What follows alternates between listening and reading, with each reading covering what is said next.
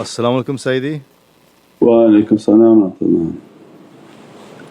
Sayyidi, what do we need to do to live from our heart? What does that mean?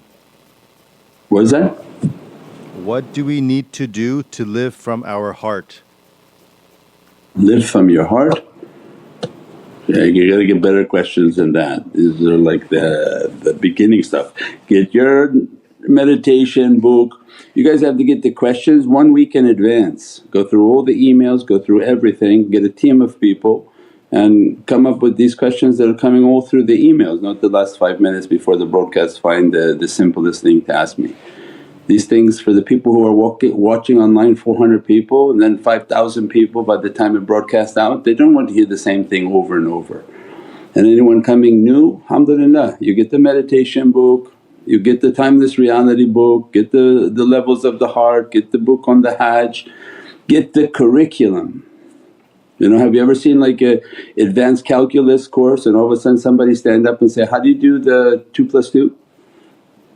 No. So our people should be inspired is, if you're watching now, get the books, read the books of your shaykh so that you understand the curriculum, and as a result of studying, meditating, reading the books, then the questions come so that people will advance. Because the questions that come based on the curriculum, people can advance their understandings and advance their practices inshaAllah.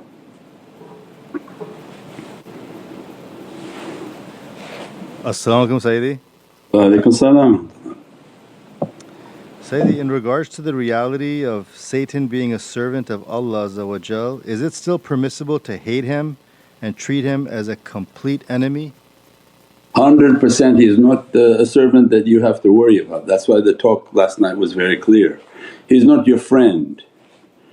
Everything is a servant of Allah. So that was the part we missed. The point being, nothing operates outside of Allah's will. We're not like the Christian people that fear the devil. There's a difference, we've explained many times. So it's like a hair. When you go to the church and they say that this man instead of a prophet he was God and he's like in a diaper, he's been beaten and bloodied. And you say, oh, this is a God on this cross? He says, yes, he's our God. And I said, well who cut him up like that? He said, the devil. So, oh my goodness, so you believe in a God that got cut up by a devil? So who designed that? Shaitan. Why? Because warfare is psychological. Everyone who walks into that church looks at that and scared to death of the devil and doesn't have much belief in the one whom is in their underwear, inappropriately dressed and cut up.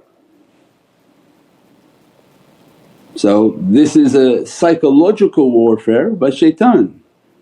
I can watch you in the audience guys, you know the camera is 2 ways. So keep your focus on the teaching, otherwise it's a distraction for me to look. These are distractions from shaitan. Means that everything that being done is psychological. So Islam comes and says, no, Allah's supreme, Allah's the only one to be feared, not devils. The devils they have to take a permission from Allah. Whatever shaitan is doing it's by permission of Allah. So we fear only Allah. So our submission is to Allah. It's not a reverence to shaitan, no, you curse shaitan, that's the job he has. But do you think that Allah doesn't have power over him? Of course, Allah's complete commander and controller of everything. So we don't show images that we fear the devil. Allah in Qur'an says, fear only me. So we don't do anything being scared of the devil, you should be scared of Allah's punishment, that's all. So in servanthood our reach is then to serve Allah.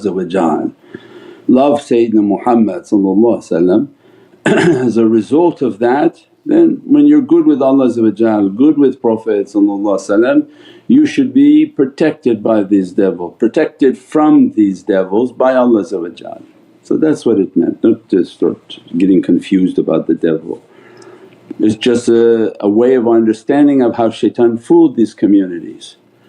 They say, oh this is a holy prophet, this is like this, but he looks like he's been badly beaten by somebody, and that's what shaitan wants. He wants the people to fear him, and all their movies show that they fear the devil. Well, where to fear the devil? You have to fear only Allah, and only power comes through Allah. No crosses, no waters, no nothing comes unless it's connected from Allah to the heart of Sayyidina Muhammad.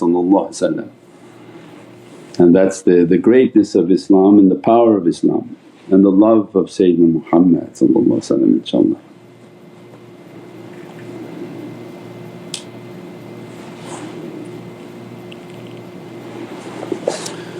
As-salamu alaykum Sayyidi.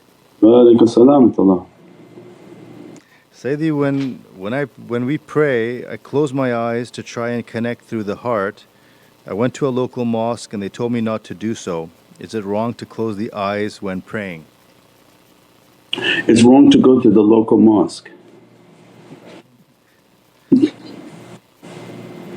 That was your first mistake, because the 99% of the masjids are run by the Wahhabi ideology. So they have to focus on their prayer. How somebody could possibly see what your eyes are doing if they're praying, and if they have a khushya and taqwa in their heart where they're worrying about their grave and their condition with Allah. So that's a first sign that something's wrong. That how when I go into the mosque they're worried about my feet, they're worried about my eyes, they're worried about my ring, they're worried about my tasbih. And you can go and ask them that, did you think you were going to be in my grave with me? And no, they're not, they have their own grave. So why are you worried about my grave? And that's why instead of arguing with them, it's just better to avoid them. And if you want to pray in their mosque and this is going to aggravate them about closing your eyes, then keep your eyes open, look to where you're going to make your sujood. And then they're going to give you every type of reference and every type of whatever it is, but again this is just to darken the heart. So even with their eyes open looking at their sujood, what do you think shaitan is whispering into their hearts? So they're not accomplishing anything like this. But the overwhelming tide of these centers and these places are based on what we described the night before. That when people are texting, oh this is Bani Adam, what are you talking about the jinn? Say that right now on this earth out of 7 billion humans, how many of them are not infested with jinn? That you think Bani Adam, so you're talking about from Adam coming from paradise, you think this is what's on this earth right now? Or 99% of them have given themselves to their shaitans. And you don't see their markings and you don't see what they eat and how they act and how they kill and how horrible they are. The extent in which their evilness make soldiers to become sick, mentally sick of what they've seen of evilness on the field and battlefields. So what do the people think? These are humans? No, these are humans that are very frail, and Allah promised, there's a qareen and a shaitan attached to you. Now 99% of them have given themselves to that shaitan and they left, the shaitan is now operating. So this is the difficulty. The believer is safe in their own abode, praying in their own homes, and where they can pray where there's real Ahl Sunnah in which they have tariqah teachings, but those are very rare, inshaAllah. As-salamu alaykum, blessed Sayyidi. Wa alaykum salam wa rahmatullah. Sayyidi, based on one of your previous sohbahs, can you please expand upon cannibalism? Some countries are calling people to eat them. Will it happen everywhere?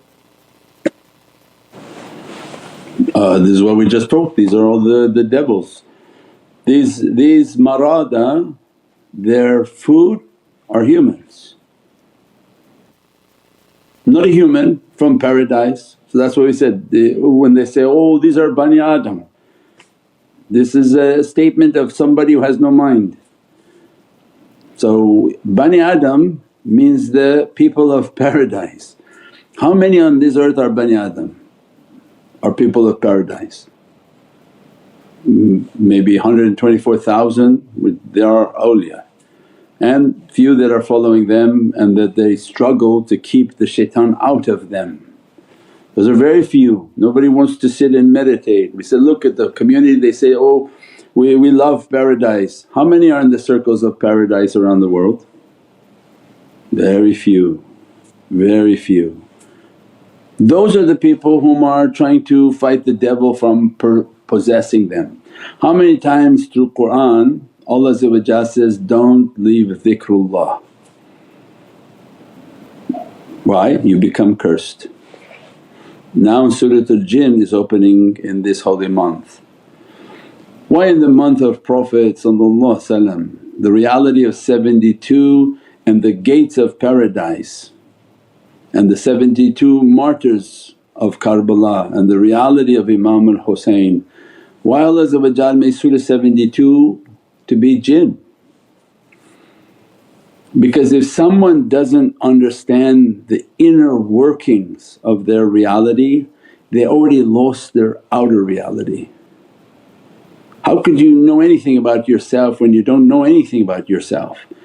If you only know the outside of your body, which very few people know anything about the outside, and you don't know the inner working of your reality, your soul and the energies that are affecting your inner being, they've lost themselves. So it means then this of Prophet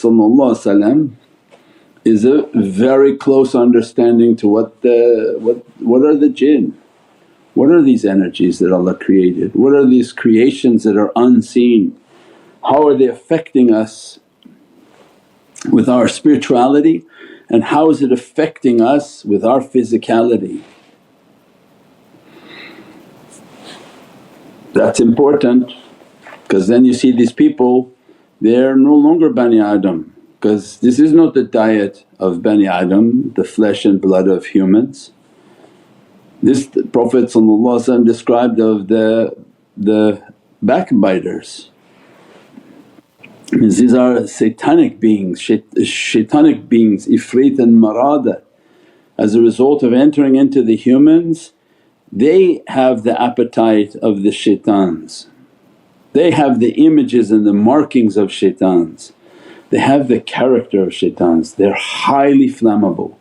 They get angry in an instant and their anger is explosive. There's not the Bani Adam, you rarely can find a Bani Adam now. So no, these are the signs of possession.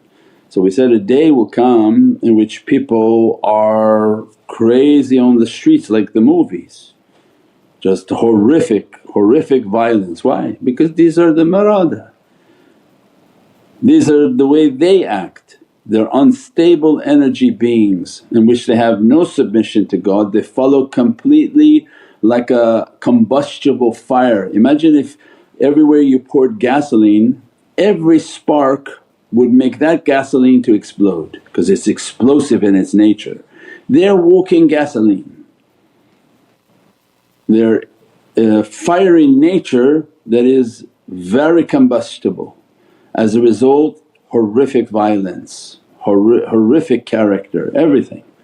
So these are then the proofs of it. You see what they eat, how they eat, why they torture, why they now hunting humans. So you have to watch all the videos, put everything together. We say, oh look, they have millions coming onto the borders. And then they say, oh a few of them are coming through, this is going to be some sort of a fighting brigade, and so okay this is a small percentage. But 90% of those people go missing and they're put into trucks and taken away to be eaten and tortured by these shayateen in mass scale, because they are now here and they are exposing themselves and this is their appetite and this is what they want to do. So you see the borders all around the world with mass exodus and mass movements. We said before, as soon as people pick up and move, nobody knows who they are anymore. They disappear in hundreds and hundreds of thousands if not millions. So this is what Allah talked about, and that you're going to be punished at the hands of people whom have no mercy. Means these are beings that have absolutely no mercy, they have no understanding of empathy, this is not within their creation. So this is why this is spiritual warfare. The tariqah comes and teaches, have your ta'weez, to hell with the people who don't accept the ta'weez, let them be eaten. Just wait and you see what's going to happen to them. You put your ta'weez and don't worry about the rest. Put your stickers on your wall, on your house, on your car, and do what you have to do based on your faith. Everyone else, we soon see what's going to happen to them. So it's very simple, it doesn't cost anything like that, it's based on your faith. But everybody want to argue and be right, there's no need to argue. They will be eaten, they will be possessed, and they will become sick from these realities. Already we see it within the people whom are trying to follow the tariqah, and the next day they're completely lunatics, completely lost their mind, as if like the bird box.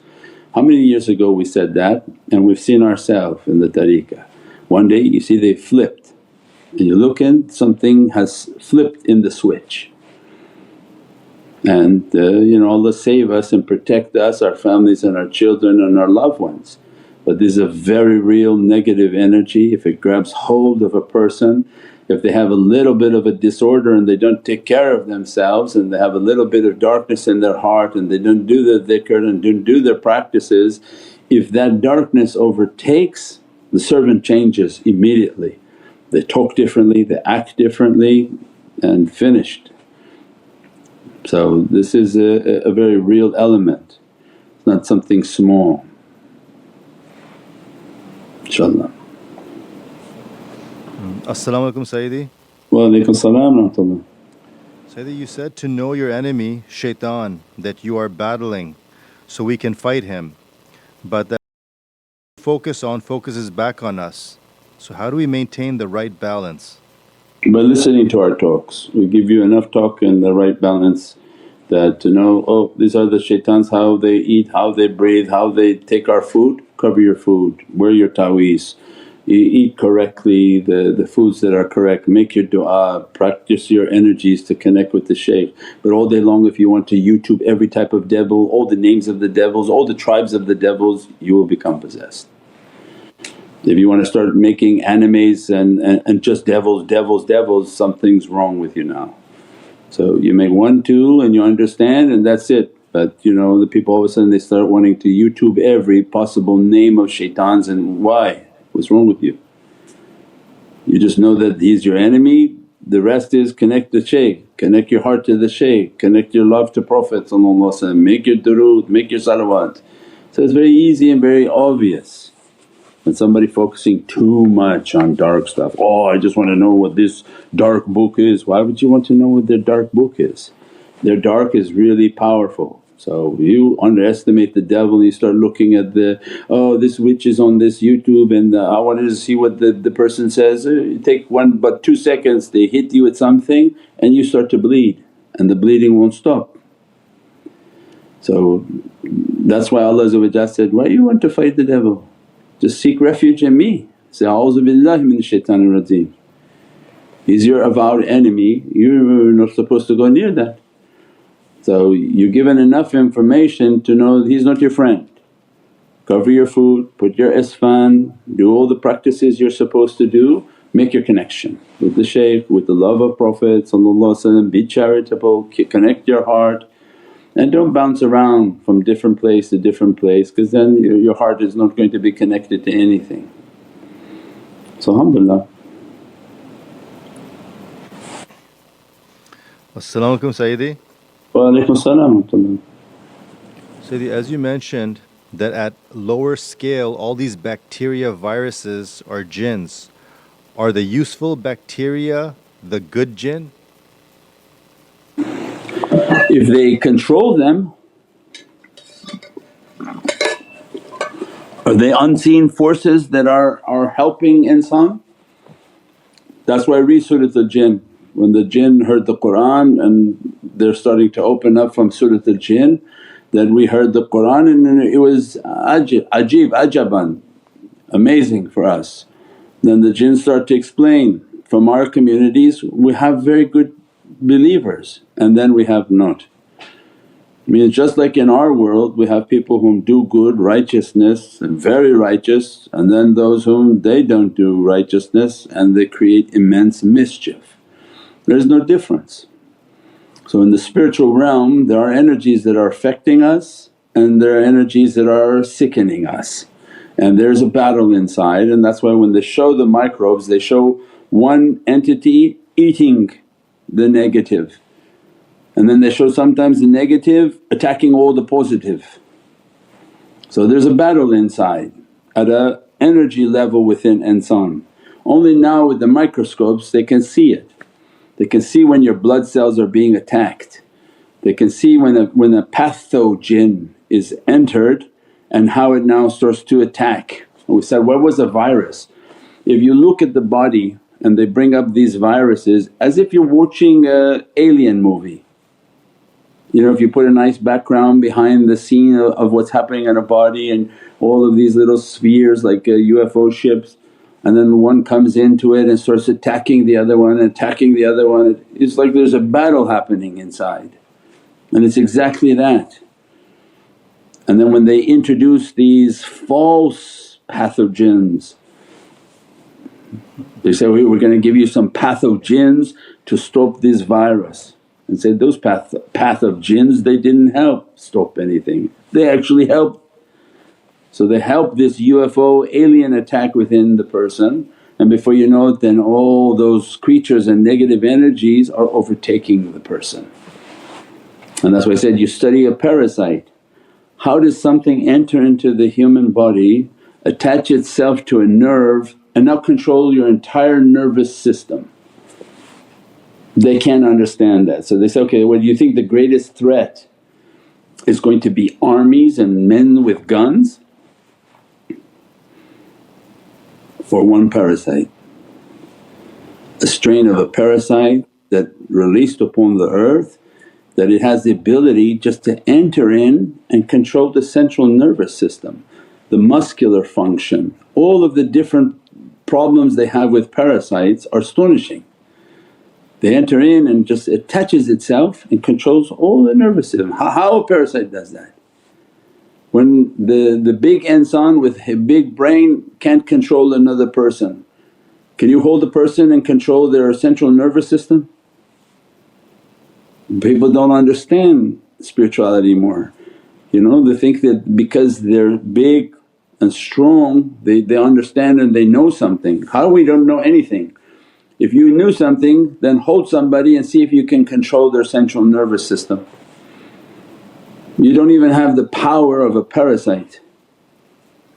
So what is this parasite? What is that? That can come into a body, attach itself, and you study parasites. What are different parasites? What controls do they have? They're frightening because they enter into a person and begin to change everything. The person can't think, they can't sleep, their immune system will drop and fall apart from what? From just something attached itself. This is an unseen world. So everything was based on this unseen because we're very fragile, we're an energy being. What we eat, how we breathe, the zikr, the spiritual protections, the spiritual practices, all of those were essential, they were dropped. But in the last days it's a spiritual battle, right? So in the times of prophecies, why Injil and then why Qur'an and sound?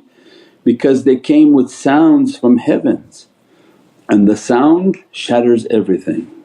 So we said now they'll come out with machines, they can shatter your cancer with sound. Why don't they do that? Because it costs $200,000 to kill you with chemotherapy. It's a business to kill people. You know, medicine is a big business to kill people slowly. Why when they have the technology they don't bring it for people? Just like why they don't tell you that they have cars with water, hydrogen power. They sold everybody battery power. And where did it go now? All the companies left battery power because they said, this is crazy, we can't even power these cars and they don't even hold the energy. So why didn't they just come out with the hydrogen power that they knew about? Why? Because their whole system is based on getting petroleum and gas from around the world and selling people. But if somebody tell you, I give you an engine from water, you can fill it up with your hose, that's $500 a month you took away from them. So this is a system, there's a whole reality happening here. So they can kill people for 200,000 or heal them with a 5-minute sound vibration or 20-minute sound vibration. Do you think they're going to offer that? They have the technology. See, Korea and Japan already are trying to introduce it, where they put you in a booth and begin a vibration, and they saw that when they brought that vibration every cancer cell was shattered in a matter of seconds. So they just put the person into a vibration and they shatter it. They went on the pyramid show that we were spreading everywhere, and they were trying to figure out these pyramids and the structures all around the pyramid, and there was Sufis in the area, and they were teaching these archaeologists saying, yeah, these pyramids are energy, and on the side of these pyramids there used to be a booth and a chamber you go in, and they would make a resonance and a sound, and everybody would go in there, become healed and leave. Because of the vibration and how the structure was insulated so that the sound stayed and echoed off and bounced off, they would make a certain frequency, and it was a top technology. It would destroy any falsehood. What Allah says in Qur'an, tell them when the truth comes falsehood perishes. And the falsehood zahukan means whatever false enters into you, it has no power against Allah's power, but you're not using Allah's power. So this falsehood just spreads and spreads and spreads. That's why if Allah accepts the du'a of the servant and the durood and the salawat of the servant, you are very capable of destroying every falsehood. But bi'idhnillah, it requires Allah's permission, because every falsehood is just an energy moving within us. If our vibration was powerful and strong, what would happen? The truth would shatter everything false, and every false entity would be shattered by the positive energy and diminish and dissipate and break up. And they have the images on YouTube, you can see the sound vibration technologies. They show the cancerous cell, they show the emission of energy, and then it dissipates like zahukan, exactly how Allah describes it. It just shatters into nothing, the patient leaves after 20 minutes as if they had no cancer. Why they're not offering that? But for spiritual people it's zikr, it's salawat, it's durood al-sharif, and patience that Allah grant them a success inshaAllah.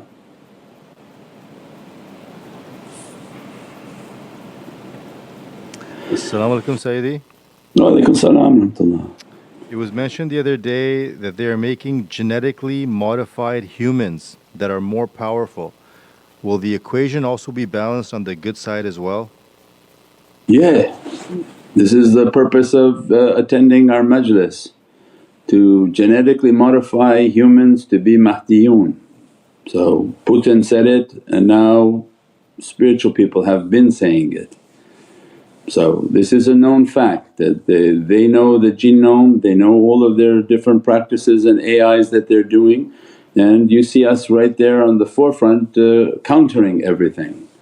So the AI that has been introduced is like replicating the shaykh, because it's a repository of our teachings. He's not going out onto the internet to think and to make up his own stories, he has to be controlled and tamed. But this AI is like a librarian that you come and ask a question, it only goes to our teachings and then pulls it with a nice sentence and gives that back to you. Well then that makes 100 people now to be Shaykh Nurjan. That they take a nice question, they review the answer that this is correct, they put out a post. Now you have 100 Nurjans posting. Well, we said this would be the Mahdiyun way, that they would start to replicate themselves.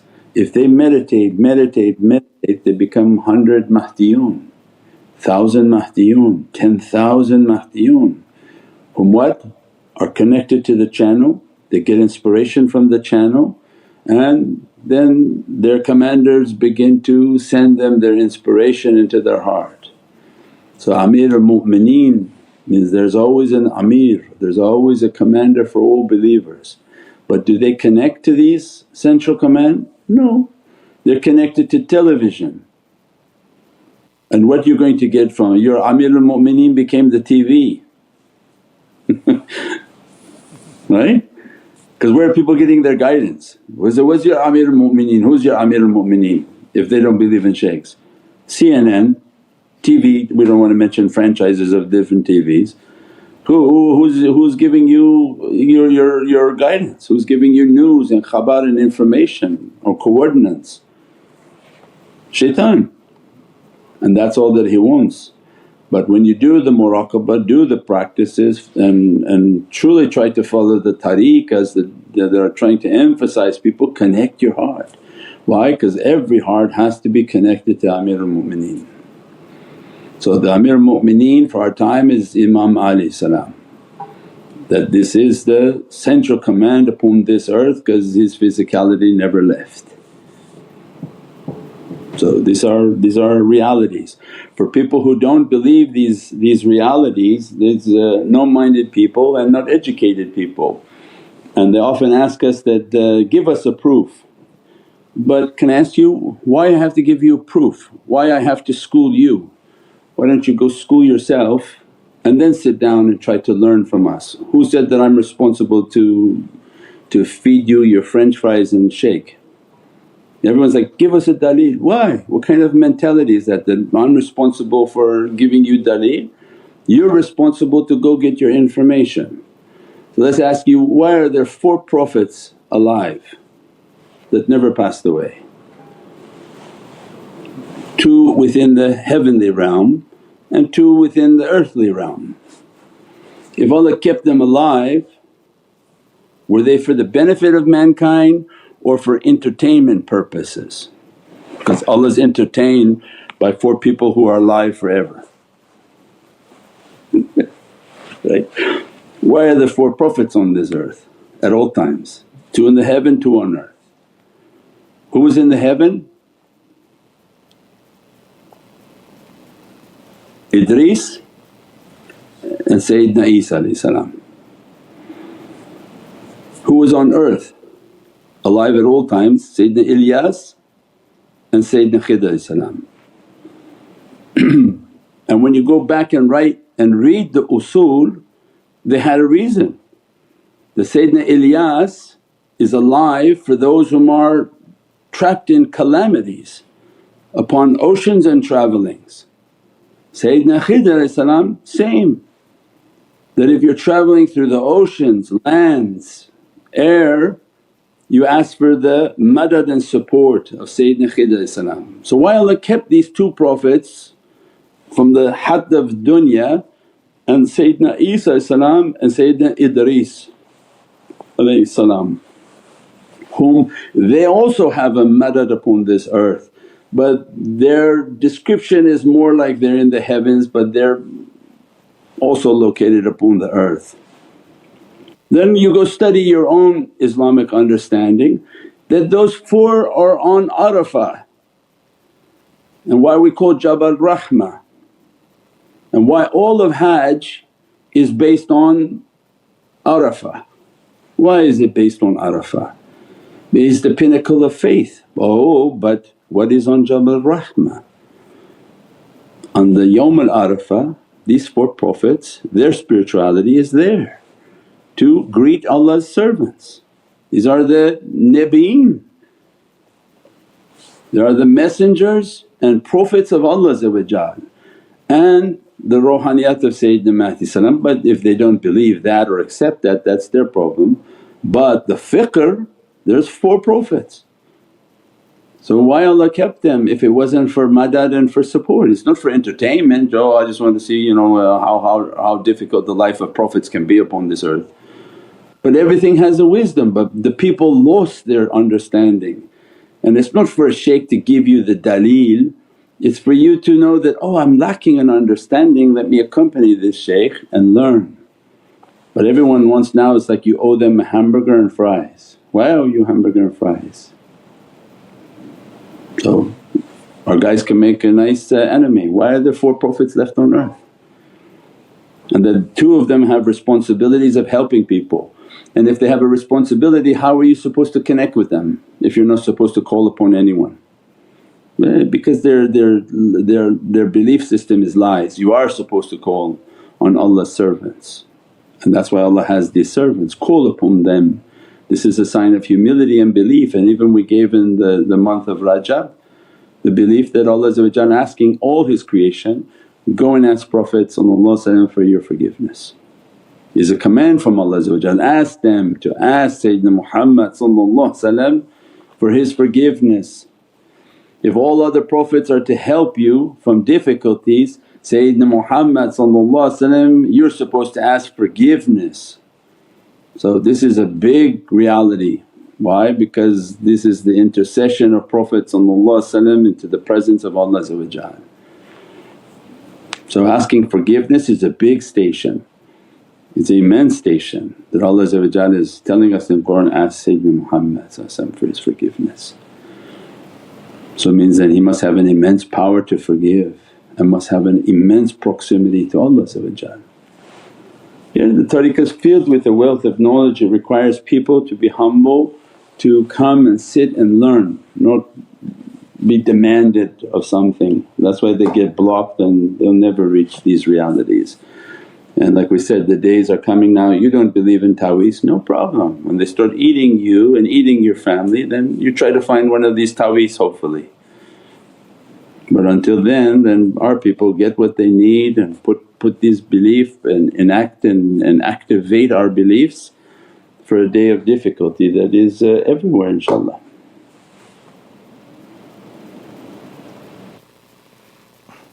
As-salamu alaykum Sayyidi. Wa alaykum salam wa rahmatullah. Sayyidi, whenever I try to make connection with the shaykh, I feel myself becoming more arrogant and argumentative with others. It's really hard to keep myself calmed down. Am I doing incorrectly? I don't know, but you make your connection and if your devil too strong he's not happy. So the nafs comes out and gets angry and fiery, and you have to have your ta'weez, you have to keep your wudu, you have to make your salawats. It's not just you sat and made a connection, you have to do the whole program. Otherwise you make a connection, energy comes and burns your nafs and your nafs starts to attack everyone. So it's a whole system that has to be done. You put your ta'weez, always have wudu, make lots of salawats, do your awrad, do the practices you do, sit and begin to make your meditation, and then control the energy. After your meditations put something sweet into your mouth to sort of calm your nafs, and if you have to wash before you interact with family members if you're feeling too much energy upon yourself. And it's a whole struggle, so it was never going to be easy.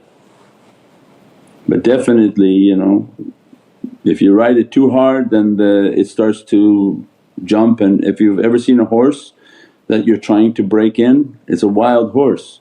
As soon as you try to sit on it, it starts to shoot its legs and go crazy because it doesn't want to be ridden. So to break in a horse is not something easy. They would take a bag of 100 pounds and throw it onto the horse and tie it until the horse would jump and jump and jump and jump until exhausted. And they would break in a horse so that it gives up trying to jump. So if you're just starting and you do a little bit of energy, your horse not happy with that. And that's a good sign because then you say, oh my God, this is so real, that my horse was so happy when I was going around and doing anything I wanted. As soon as I sit and try to connect with the heavens, it's going crazy, inshaAllah. As-salamu alaykum Shaykh. Wa alaykum salam. Shaykh, you spoke about dragons in your previous talks. What is their reality? Chinese astrology, it's beginning of dragon year. Is it related to real dragons? Yeah, each side has a reality. Heavens has a dragon. So Sayyidina Malik and his zabanis that are so fearsome nobody can look into them, because just fire and Jahannam come out from them, and this is meant as guardians for the believers and their paradise. Well, shaitan is not happy with that, so he's over glorified his snake image to look like he's a dragon too. No, he's a dirty snake. So the difference with the satanic system is a overrated snake with lots of things all over him, and to make himself look like he's, oh I'm like the other side. No, you're not like the other side, you're a snake and you have some other things but you still have to sliver. No, these dragons are full-fledged dragons of Allah with wisdom, with knowledge, with realities and with immense power, immense power. Year of the Dragons, inshaAllah Allah open more of its haqqaiq and its realities. If these people believe this the year of the dragon, inshaAllah Allah open more of the vision and the sights of dragon. Believers have dragons above their heads at all time flying all around them, that is their security. Allah's not giving the security of these people in the hands of dunya, so the heavens guards them inshaAllah.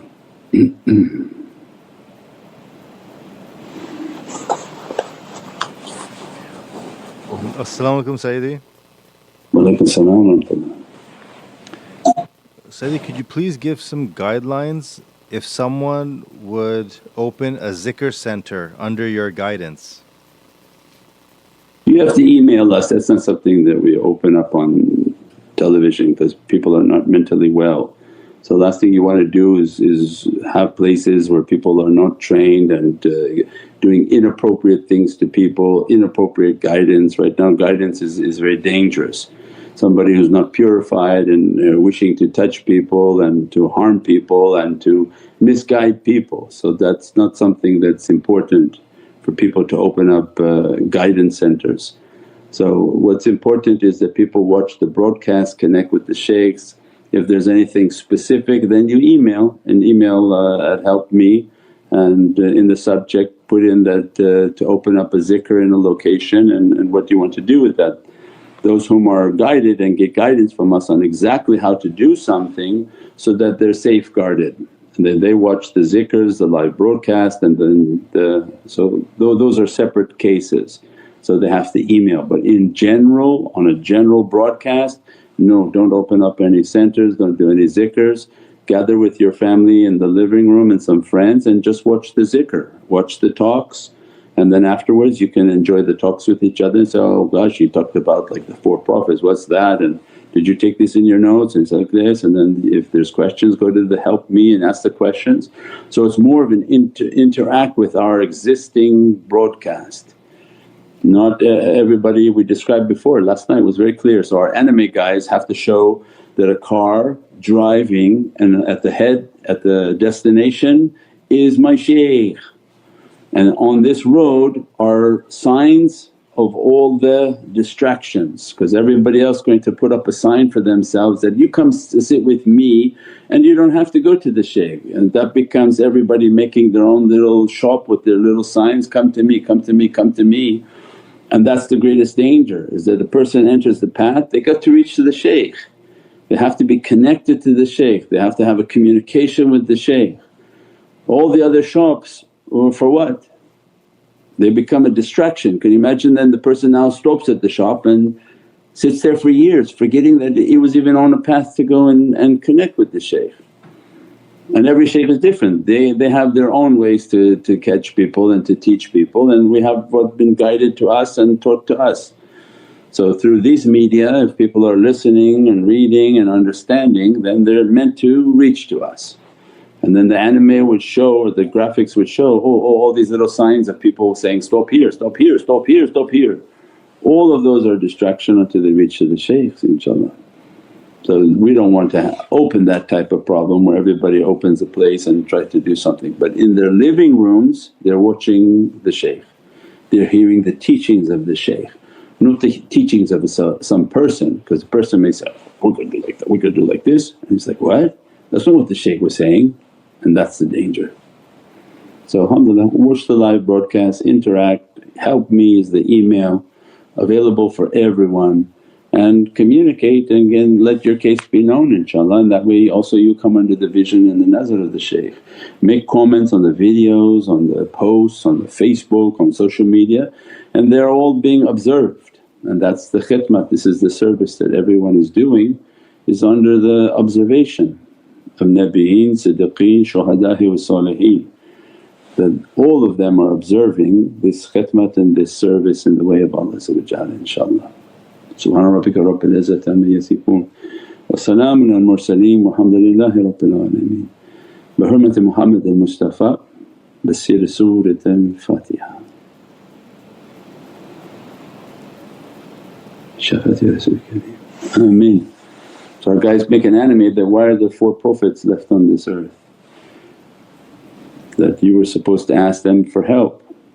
So help and madad is a part of our usul, our laws and our principles. But this everything is lost now.